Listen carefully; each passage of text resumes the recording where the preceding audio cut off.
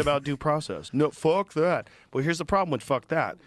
The problem with things that are going in a radical direction, and then there's an overcorrection. So the overcorrection is lack of due process. The overcorrection is like round them all up, ship them to jail.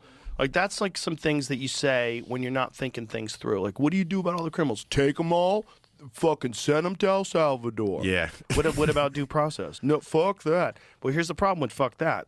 What if you are an enemy of, let's not say any current president. Let's pretend we got a new president, totally new guy in 2028. And this is a common practice now of just rounding up gang members with no due process and shipping them to El Salvador. You're a gang member. No, I'm not. Prove it. What? I got to go to court. No, no due process. That's dangerous, Joe. That's dangerous. That's dangerous. That's dangerous. We got to be careful that we don't become monsters while we're fighting monsters. I think due process exists for a reason, and the reason is it is horrific for someone to be accused of something they didn't do, be imprisoned for crimes they didn't commit, and then live in a cell, live in a cage with a bunch of people who did commit shit. Here it is, Benjamin Franklin. It's better 100 guilty persons should escape than one innocent person should suffer. That is wisdom. Yeah.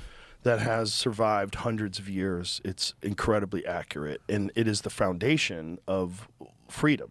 Like, we have to make sure that these people are actually guilty, otherwise we become monsters. You can't, like, what is that, when you fight monsters, be careful that you don't become one? Become one. Yeah. Yeah. That's very important.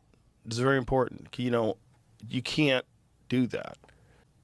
You know, it's one of those things where to support one side of this, you have to deny some like basic human values. Either way, like to support just rounding people up and just assuming they're all gang members. I'm not saying they're doing that, but this is the worst case scenario, right? Yeah.